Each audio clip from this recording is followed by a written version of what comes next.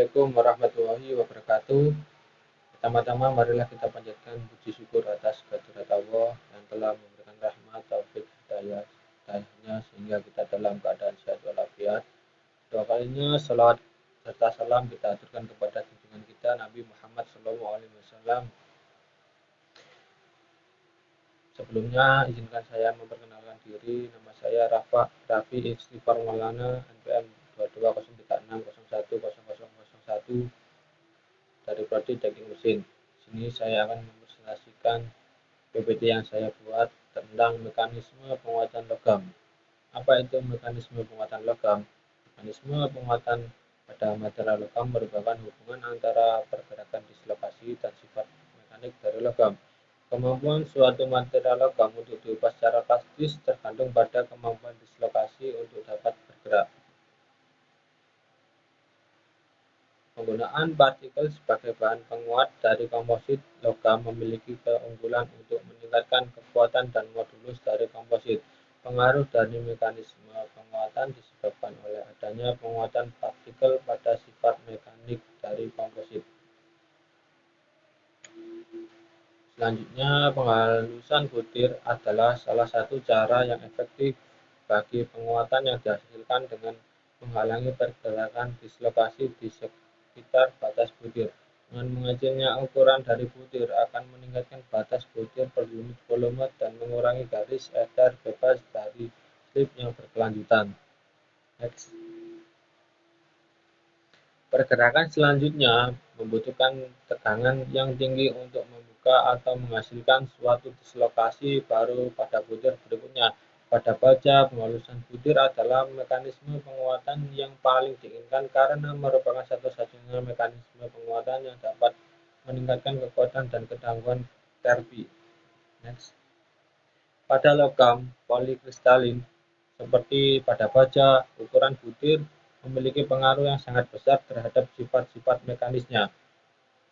Material logam dengan butir yang halus memiliki kemampuan menahan pergerakan dislokasi lebih baik dibandingkan butir kasar atau besar. Karena butir halus memiliki area batas butir total yang lebih luas. Next. Struktur butir dengan kehalusan tinggi pada material baja dapat diperoleh dengan kombinasi dari proses pengerjaan panas dan pendinginan terkendali serta pengaruh penambahan paduan. Dalam hal ini, ukuran butir dikendalikan melalui pengaturan temperatur dan besar deformasi dalam suatu konsep perlakuan termomekanik atau TMCP. Next. Nah, berikut salah satu prinsip dari penguatan material pada logam, yaitu prinsip proses termomekanik. Proses termomekanik merupakan suatu proses pengerjaan panas yang dilakukan dengan mengontrol mikrostruktur logam selama proses pembentukannya dalam menghasilkan sifat mekanis yang baik. Secara umum, dalam suatu proses senai panas, tahapan proses termomekanik meliputi proses pemanasan awal, informasi panas, serta pendinginan. Pemanasan awal pada suatu tahapan proses senai panas akan mempengaruhi hal yang terbentuk.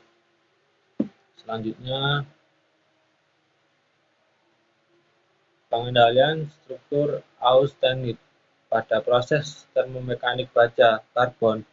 Pengendalian struktur austenit adalah faktor paling utama yang dilakukan pertama kali pada saat proses pemanasan awal. Pengendalian selanjutnya terjadi setelah proses deformasi panas, di mana interval waktu antara deformasi pertama dan kedua atau antara deformasi dengan pendinginan akan memberikan kesempatan pada struktur austenit untuk mengalami recovery,